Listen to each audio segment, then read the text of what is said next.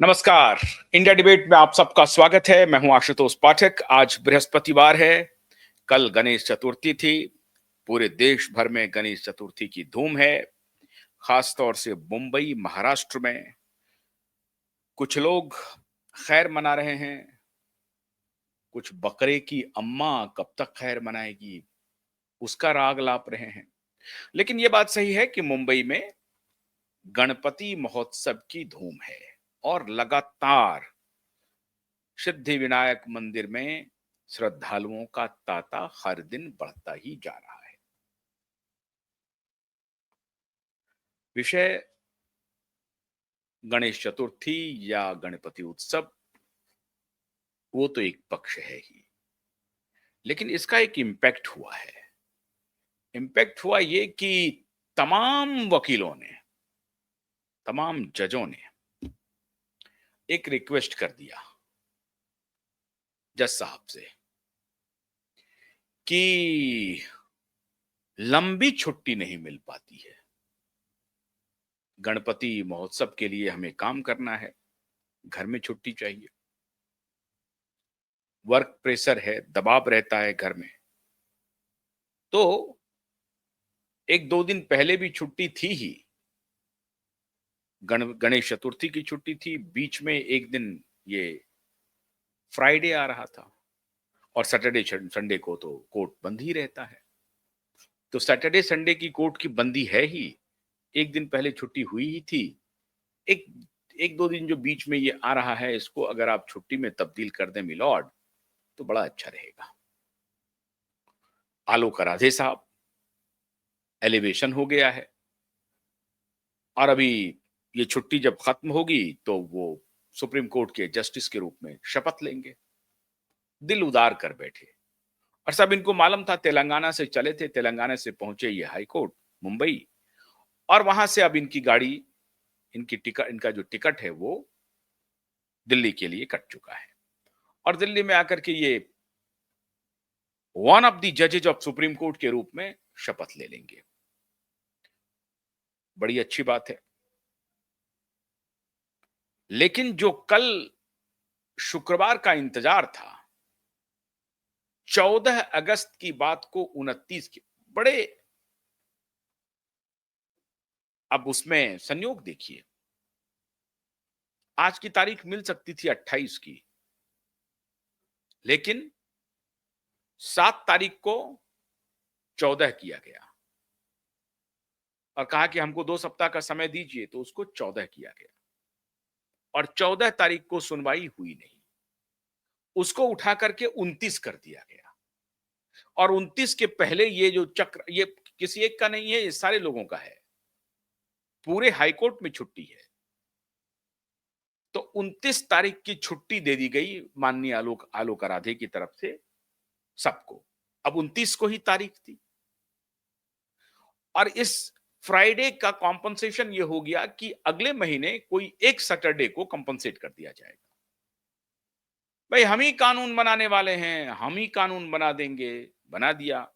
Long weekend पे भी लोगों को जाना होता है, ये बात भी सही है, दुरुस्त है, मैं इसका विरोध नहीं कर रहा हूं।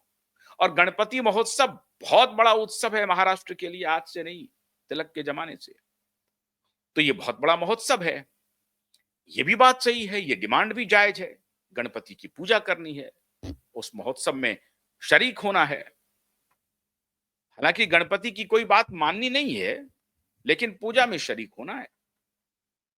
खैर, वो भी बात मान मान ली गई और आलोक आराधे साहब ने अपना एक बड़ा दिल दिखाया और कहा कि हाँ, बिल्कुल ठीक कह रहे हैं, ये लॉन्ग वीकेंड आपको मिल जाएगा। तो फ्राइडे, सैटरडे, संडे, 3 दिन का तो आपको छुट्टी। ये लॉन्ग वीकेंड का बड़ा चलन चल रहा है देश में।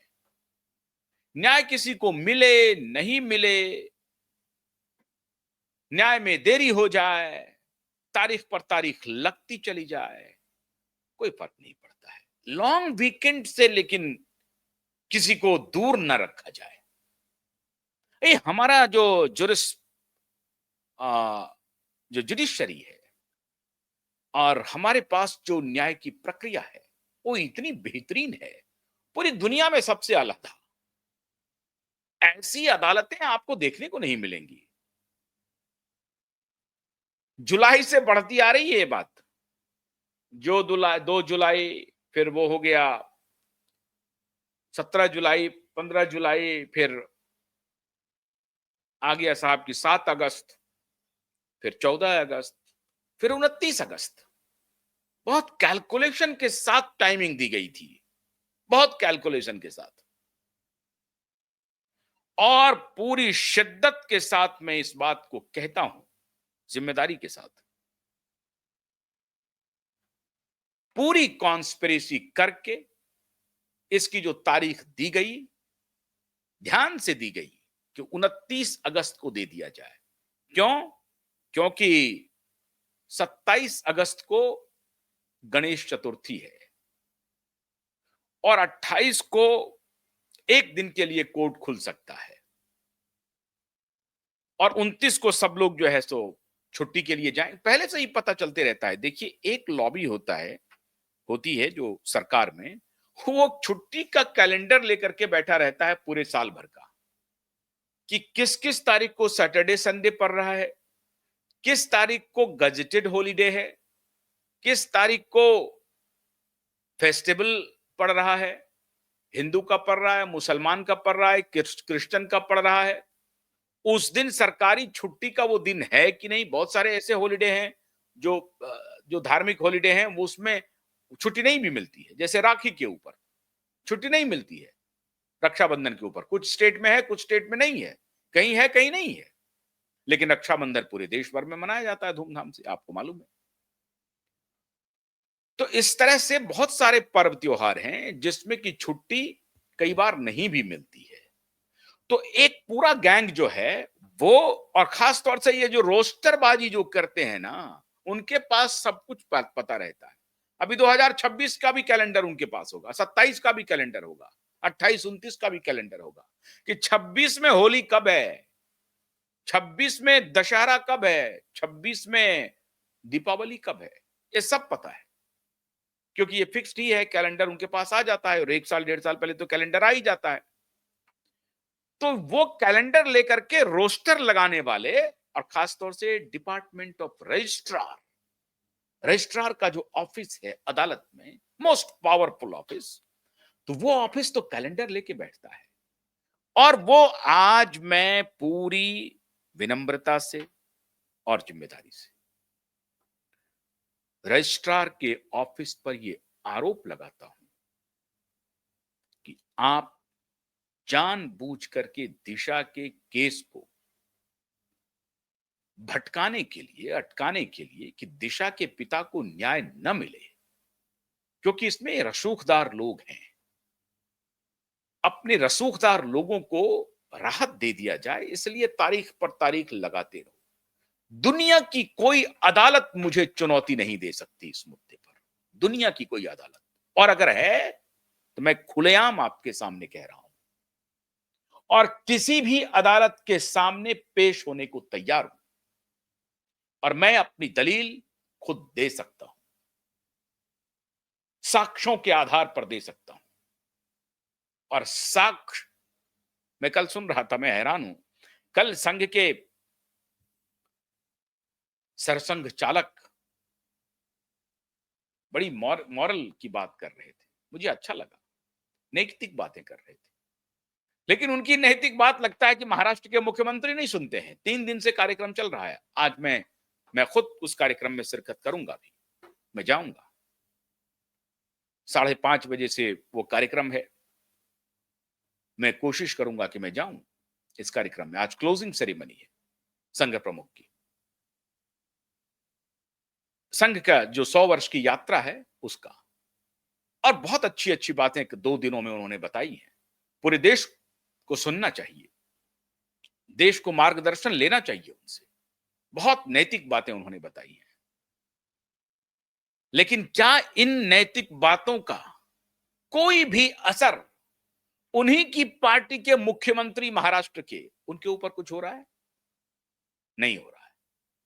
अब आप कहिए कि नहीं नहीं नहीं, वो ठीक है, वो तो बहुत स्मार्टली पॉलिटिक्स को देख रहे हैं, और उस पॉलिटिक्स में आप देखिएगा कि यकायक उनको अंदर कर दिया जाएगा। बात ठीक है, मैं मानता हूं, लेकिन ये करने की जरूरत क्या है? इतना पॉलिटिक्स खेलने की आवश्यकता क्या है? कोई आवश्यकता नहीं है इतना पॉलिटिक्स खेलने की। संघ प्रमुख अपने स्पीच में कहते हैं कि समाज में नैतिक आचरण का बोलबाला होना चाहिए। दूसरों के लिए जीने का, सेक्रीफाइस करने की प्रवृत्ति होनी चाहिए। ये खुद के लिए जी रहे हैं, खुद की कुर्सी पर कोई आंच नहीं आए, इसलिए जिससे भी होता है, जैसे भी होता है, राजनीतिक इक्वेशन बिठाते रहो, फिट करते रहो। तो माननीय सरसंघ चालक जी, मैं आपसे अनुरोध करता हूं आज इस मीडिया के माध्यम से, आप अगर मुझे कहीं सुन रहे हैं तो इसे सुने। एक बलात्कार और हत्या के आरोपी, एक रसूखदार परिवार, उसका बेटा, उसके खिलाफ एफआईआर तक दर्ज नहीं हो रही है। जांच हो जाए, दूध का दूध पानी का पानी हो जाए, कोई बात नहीं, लेकिन जांच की प्रक्रिया नहीं हो रही है। आप किस देश की कल्पना कर रहे हैं, किस राष्ट्र की कल्पना कर रहे हैं? ऐसा हमारा समाज हो गया है। इसी समाज की आपने कल्पना की है। ऐसे ही समाज बनाने की आपने कल्पना की पिछले संघ की 100 वर्ष की यात्रा के दौरान। मैं आपसे ये सवाल पूछता हूं, और आज अगर मैं वहां गया तो मुमकिन है कि मैं ये सवाल आपसे पूछूं कि ये कैसे चलेगा। एक तरफ आप उच्च नैतिक मानदंडों को सामने रख रहे हैं, और दूसरे तरफ आपकी आनुषंगिक संगठन, ठीक है, आप कहें कि नहीं, राजनीति में मेरा हस्तक्षेप नहीं है, ये कोई स्वीकार नहीं करेगा, आप भी नहीं स्वीकार करेंगे, आपका दिल भी स्वीकार नहीं करेगा अंतःकरण से। मैं जानता हूं आपका अंतःकरण ये स्वीकार नहीं करेगा कि संघ का कोई प्रभाव भारतीय जनता पार्टी पर नहीं है। मैं नहीं मानता। संघ का संपूर्ण प्रभाव भारतीय जनता पार्टी पर है, और उसे आप नकार नहीं सकते। लेकिन मैं आपसे यह जानना चाहता हूं, संघ प्रमुख, मैं आपकी भाषण से प्रभावित हूं, मैं आपके उद्धरणों से प्रभावित हूं, मैं आपकी भाषण के कंटेंट से प्रभावित हूं। आपने जो कुछ भी तथ्य रखे हैं, अच्छे रखे हैं, मर्मस्पर्शी रखे हैं, और मुझे उस पर गर्व है कि आप जैसा व्यक्ति सरसंघ चालक हैं, और संघ निस्वार्थ भाव से पूरे देश में अपना कार्य कर रहा है, इसमें कोई शक नहीं है। 100 वर्षों की आपकी यात्रा एक खुली किताब है, और उसकी जितनी भी तारीफ की जाए वो कम है, इसमें कोई शक नहीं है। लेकिन उसी संघ से संबंध रखने वाले व्यक्ति जो राजनीति में आते हैं, उच्च शिखर तक पहुंचते हैं, वो राजनीति में आपके मानदंडों की अवहेलना कर रहे हैं, आपके बताए गए रास्तों पर नहीं चल रहे हैं। ये न्याय की सर्वप्रमुख मांग है कि न्याय होता दिखना भी चाहिए। न्याय हो, खाली ये महत्वपूर्ण नहीं है, न्याय होता दिखना भी चाहिए। लेकिन माननीय भागवत जी, आपकी आनुषंगिक संगठन के कुछ नेता ऐसा करने में पूर्णतः विफल रहे हैं, और इस बात को आपको स्वीकार करना पड़ेगा। मैं ये मान नहीं सकता हूं कि महाराष्ट्र में सरकार के समर्थन के बगैर तारीख पर तारीख, तारीख पर तारीख मिलती रहे। ऐसा हो नहीं सकता है। इसका मतलब है कि सरकार की नीयत ठीक नहीं है, जो इन तथ्यों को नहीं पहचान रही है। अगर कोई तारीख बढ़वा रहा है, तारीख बढ़ाने के लिए षड्यंत्र कर रहा है, और देखिए 7 अगस्त को 14 हो गया, और 14 अगस्त को सुनवाई नहीं हुई, और तारीख पड़ गई 29 अगस्त को, और 29 अगस्त को पूरे कोर्ट के सभी लोगों ने माननीय आलोक राधे से आग्रह किया कि छुट्टी दे दी जाए, और आलोक राधे जी मान गए। और फिर आलोक राधे जी उस कोर्ट में क्या हो रहा है, नहीं हो रहा है, इसके लिए जिम्मेदार नहीं होंगे, क्योंकि आलोक राधे ने अपना खड़ाऊ उठा लिया है, अपना झोला उठा लिया है, और चल पड़े हैं राष्ट्रीय राजधानी दिल्ली की तरफ, जहां सुप्रीम कोर्ट के वन ऑफ द जज होंगे। तो उसके बाद मुंबई में क्या हो रहा है, कोई लेना देना नहीं। इतने दिन के लिए वो आए, बहुत तेजी से उन्होंने काम भी किया, इसमें कोई शक नहीं है कि वो जब आए तो आने के 7 दिन के अंदर सुनवाई शुरू हुई दिशा सुशांत केस की। फटाफट सुनवाई हुई, पीआईएल को भी उन्होंने सुनना शुरू कर दिया, लेकिन उसके बाद एकाएक उनकी तारीख बदल गई और वो दूर हो गए, वो सुनना बंद हो गया। फिर आलोक आराधे के पास कभी वो केस गया ही नहीं, फिर वो चीफ जस्टिस थे, वो गया ही नहीं उनके पास वो केस, मुकदमा। तो अब आलोक आराधे, जब ये छुट्टी खत्म हो गई मुंबई हाई कोर्ट की, उनका नोटिफिकेशन हो गया है। आप हैरान हो जाएंगे, जस्टिस नागरत्ना सुप्रीम कोर्ट की एक जस्टिस है, उन्होंने अभी जो जजों का एलिवेशन हुआ है, उसमें जो गुजरात के चीफ जस्टिस जिनको अभी सुप्रीम कोर्ट बुलाया जा रहा है, उनके अपॉइंटमेंट पर आपत्ति की है। अब पटना के अभी आजकल वो चीफ जस्टिस है, अहमदाबाद में थे पहले, लेकिन शायद वो गुजरात के रहने वाले हैं। उन्होंने साफ साफ कहा है जस्टिस नागरत्ना ने कि पटना हाई कोर्ट के जो वर्तमान चीफ जस्टिस हैं, जिनको एलिवेट करके आप सुप्रीम कोर्ट के जस्टिस नियुक्त कर रहे हैं, उनको अहमदाबाद से पटना हाई कोर्ट क्यों ट्रांसफर किया गया था, इसकी भी एक बार इस पर भी नजर डाल लेना चाहिए। आखिर जस्टिस नागरत्ना क्या कहना चाहती हैं? क्या कहना चाहती हैं कि हमने किसी टेंटेड जस्टिस को अपॉइंट कर दिया है? इशारा बहुत गंभीर है, शंका बहुत गंभीर है। जस्टिस नागरत्ना का डिसेंट है, कॉलोजियम के ऊपर बहुत गंभीर सवाल है, और जस्टिस नागरत्ना का करियर बहुत ही ब्राइट रहा है और बहुत अपराइट जज मानी जाती हैं।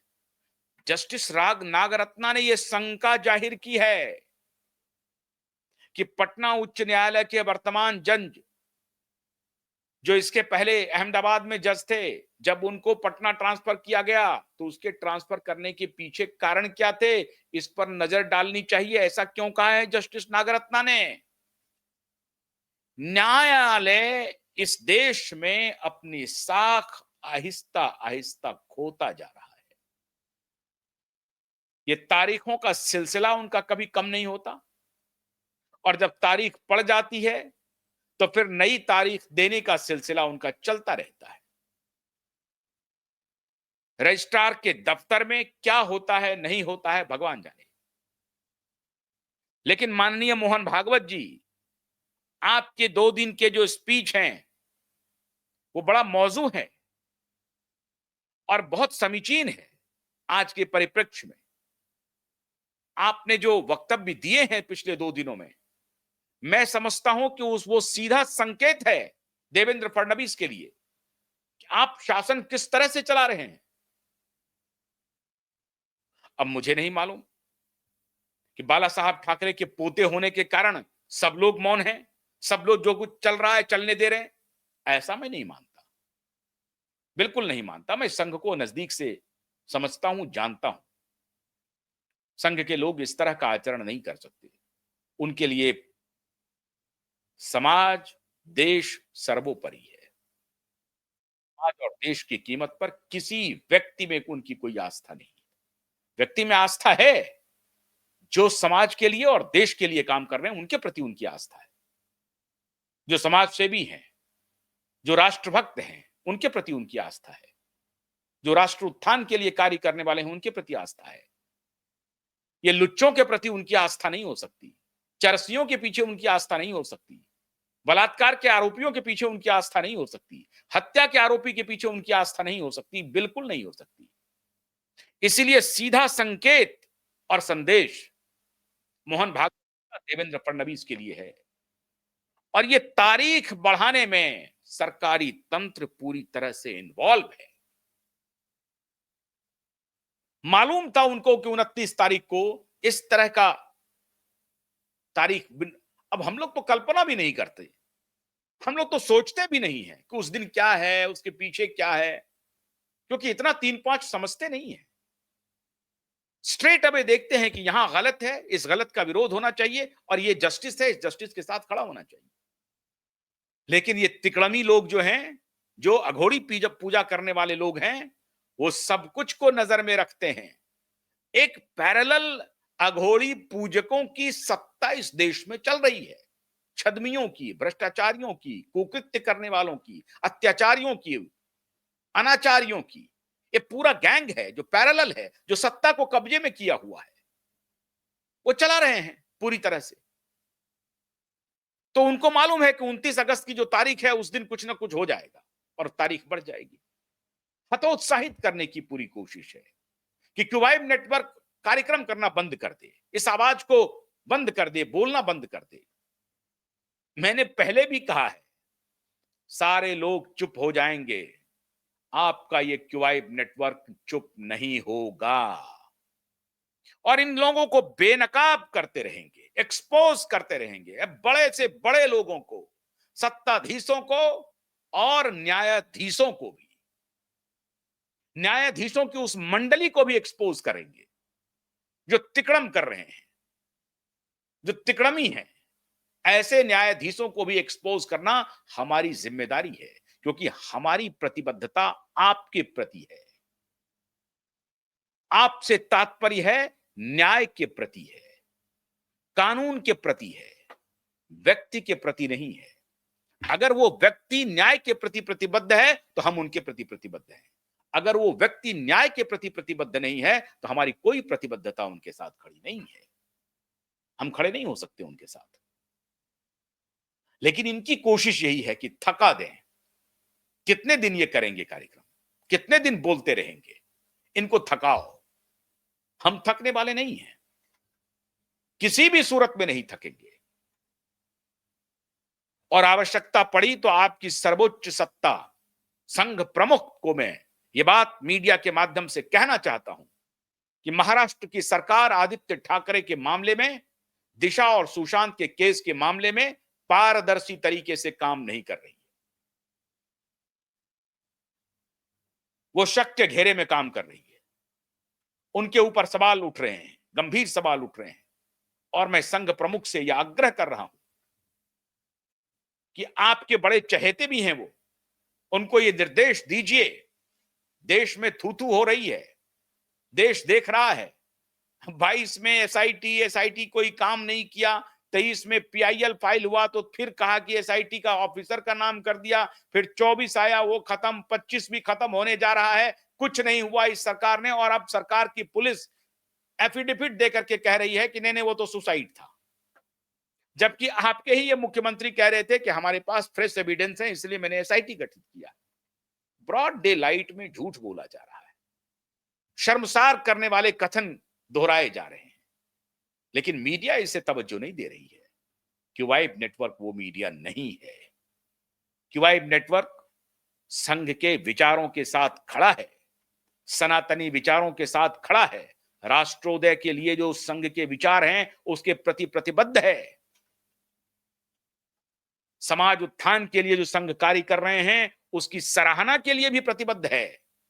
लेकिन अगर संघ अपने ही किसी डिसाइपल को उसके कुकृत्य करने वाले जो आचरण हैं उस पर कोई सवाल नहीं खड़ा करेंगे तो उनकी भी आलोचना होगी। मेरी प्रतिबद्धता आपके प्रति है, इसलिए संघ को यह बात समझनी चाहिए कि अगर आप नैतिक मूल्यों पर इतने अडिग हैं तो अपने आनुषंगिक संगठन के जो लोग हैं, जो सत्ता प्रशासन में हैं भागीदार, उनके प्रति आपका दृष्टिकोण क्या होना चाहिए, जो उनको बताएं आप कि जनता के प्रति आपकी जिम्मेदारी है, न्याय के प्रति जिम्मेदारी है, अत्याचारियों और अनाचारियों को बचाना आपका काम नहीं है। मित्रों, ये हो रहा है, लेकिन फिर भी आपको निराश होने की जरूरत नहीं है। ऐसा कोई मोर्चा नहीं होगा जिस मोर्चे पर आपका ये नेटवर्क खड़ा नहीं होगा और ये वॉइस ऑफ वॉइसलेस बना रहेगा। निराश नहीं होना है, तारीख मिलेगी।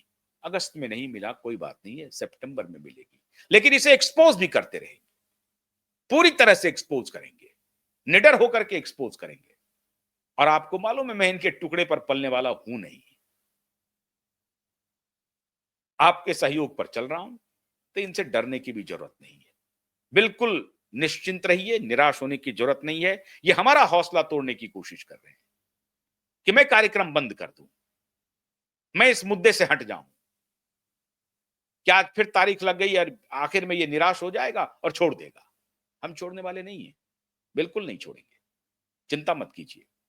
ये तो सूचना है कल की, फिर नई तारीख आएगी, उस पर अडिग रहेंगे। कब तक? मैंने कहा ना कि कब तक ये तारीख बदलते रहेंगे। मैंने सबको घेरने की तैयारी शुरू कर दी और इसीलिए आज मैंने संघ प्रमुख का नाम लिया है।